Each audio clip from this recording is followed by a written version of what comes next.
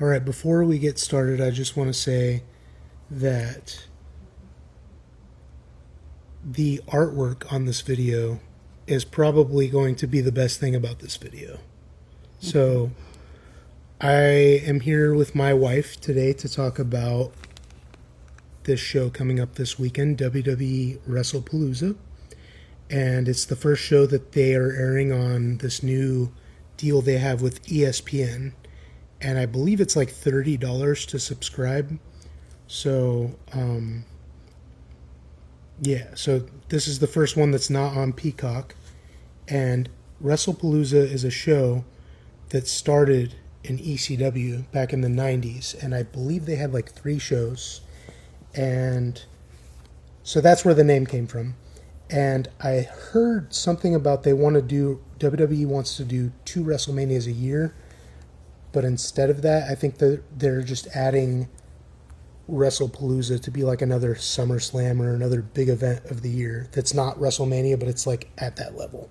So that's what we're getting, I believe. And it's a big show because they're kicking off this new deal with ESPN.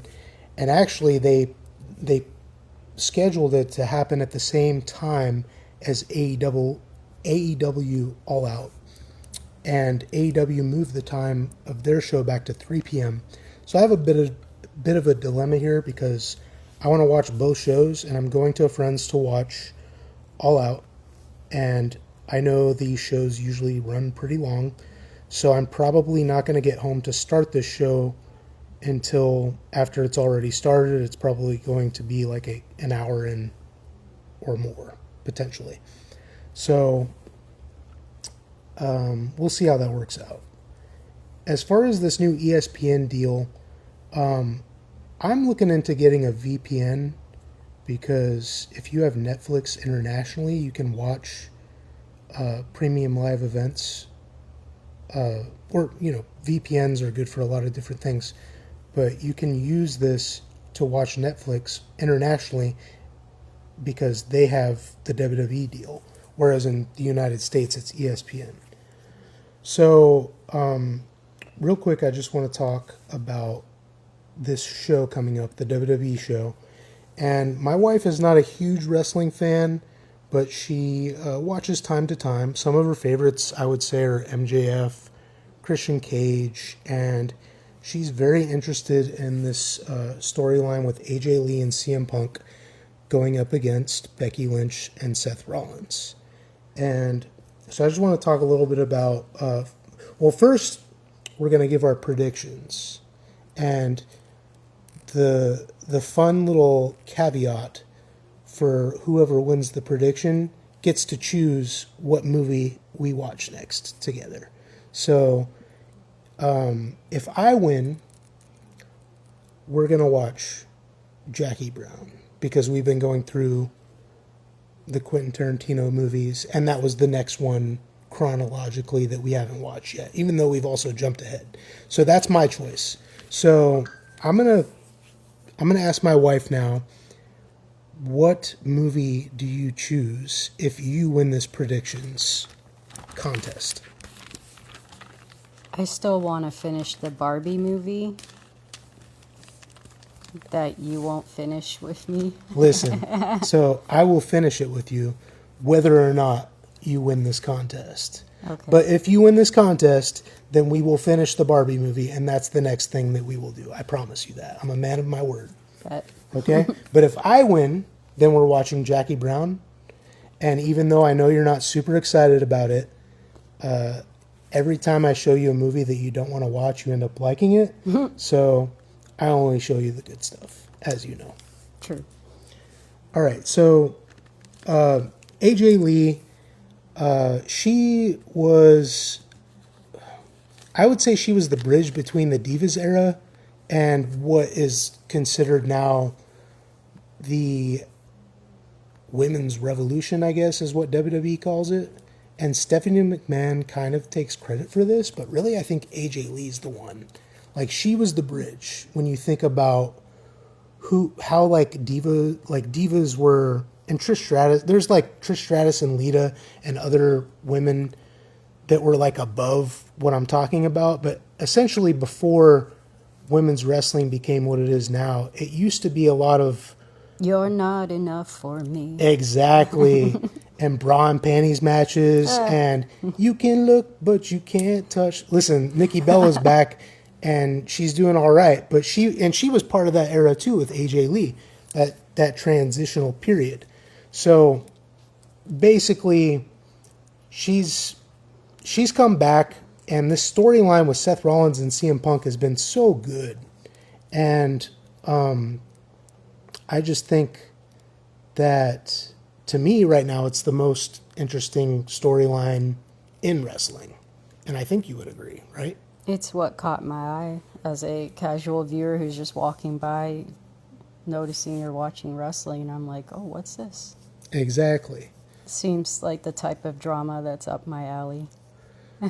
So who do you think's going to win? Oh, definitely CM Punk and AJ Lee. No one wants to see those clowns win. Becky and Seth. So Walking clown emoji. So I think that I will agree with you on this one. I think the storyline's going to... Go ahead. I just wanted to say that I didn't mean it like that. Basically, like when I say no one wants to watch them win, I didn't mean that they're not good or anything. Relax. It's not like Becky Lynch and Seth Rollins are going to hear this. So we both agree. We both agree that CM Punk and AJ Lee are going to take it on this one. Yeah, I think so. And even though that's the first, because to me that's the match that I'm most interested in. Same with you, and I think that's like the same for a lot of people. So that's not the main event, but that's the one that everybody's interested in. The main event, however, is John Cena versus Brock Lesnar, and these guys have a lot of history going back to 2003. Well, actually, I would probably say 2002 or earlier in OVW. I'm just not super familiar with that, but I know for sure on the main roster, Backlash 2003 was when John Cena first got that main event push, and he got the title shot against Brock Lesnar when he was the champion, and Brock beat him there. That was 2003. Fast forward, Brock comes back in 2012 from his hiatus, and he destroys John Cena. He does destroy John Cena, but John Cena wins. The next match, which is 2 years later, SummerSlam 2014, that was the match where Brock Lesnar destroys John Cena. And that was like what kicked off what a lot of people don't like, that period of WWE, but Brock as champion during that time was kicked off by that. And so, I mean, there's more than that, but basically John Cena's on his retirement tour and he's hitting all his greatest hits. Like he's having matches with a lot of his longtime rivals like CM Punk, Randy Orton, and now Brock Lesnar. So, real quick, who do you got? John Cena or Brock Lesnar? John Cena. Okay. I'm very partial to John Cena. I think well, why are you partial to John Cena? he's just so likable. Even when he is a heel, he's very charismatic. I don't know, like there's just something about him that's just like, maybe it's because he was in Peacemaker. I don't know. Like That's a good show. maybe I'm getting the Peacemaker effect. I don't know. Like, I mean, it's just so good. That's a good show. I'm just a John Cena fan. I'm gonna agree with you again. Yeah, I'll just keep it short and say I agree with you. So we're both agreeing so far. We might, if we have all the same picks, we're gonna have to switch something up here, but we'll see. So the next one, which crazy that this is like arguably the third most important match. Cody Rhodes defends the WWE. They call it the undisputed title, but we won't get into that. Cody Rhodes, the WWE Championship against Drew McIntyre. And do you want me to pick this one first? Because I put you on the spot before. We can go back and forth or you can pick first every time. That's fine. Do you want to pick first? Drew McIntyre. Okay. All right. So here's where I will differ from you. I think that they should. Like, I think that Cody's at the point now where, and a good friend of ours has said many times that Cody should be turning heel soon, or he should have turned heel already. And I think I think it is happening at some point soon. But for now, if we're gonna keep Cody Rhodes as a babyface, having Drew McIntyre win the belt from him would be a good move. Yeah. However, and this is my logic for this next pick, the next premium live event is Crown Jewel, and if they keep with this thing that they started last year, where the champion from Raw goes against the champion from SmackDown, then to me, I see Cody Rhodes winning because that puts Cody Rhodes against Seth Rollins at Crown Jewel. And I think that's a feud that happened, three and a half years ago when Cody first came back to WWE. So that's a good throwback, and it kind of puts you can put the feud between Cody and Drew as well as Seth and Punk on pause to do this match, because whoever wins that gets they go to Saudi Arabia and the winner gets, I don't know if did you even watch that one with me? I don't know. I don't remember. It's cool. You probably, last year it was Cody Rhodes and Gunther, and I think it was Liv Morgan and, was it Io Sky, or did somebody else have it? No, it wasn't Rhea Ripley. Anyway, Liv Morgan and Cody Rhodes won last year. Okay. So I think they're going to do that again, and I think we're going to get Cody versus Seth. So that's why I picked Cody. Okay. So that's the one that we have different so far. Good. Okay. So moving on. The Usos against the Vision of Braun Breaker and Bronson Reed, also affectionately known by the audience and some of the fans as the Braun Brawns. And I know that Bronson Reed is one of your favorites, so you might be a little biased in this one, but who do you pick for this one, the Usos or Paul Heyman's group? I have to say, I would want the Usos to win, and I'm going to respectfully disagree that Bronson is a favorite of mine, because he's not. No, that's not what you told me before, but go ahead. I'm not playing along with this joke. What Anyway, joke? All right, so you picked the Usos, and I'm going to have to disagree with you again on this one. I'm going to go for the Braun Brawns. For one thing, Braun Breaker is my favorite wrestler in the entire business right now. And also, this feud's not over. There's a lot of good character development with Jey Uso, where he kind of, he didn't turn heel, but he kind of did on LA Knight, and Jimmy Uso kind of went the other way. There's some good, questions here. And I think that it's also leading to, and I don't know who the members are, but some kind of 5-on-5 with CM Punk's team against Seth Rollins' team. And I think the Braun Brawns are obviously on Seth's team.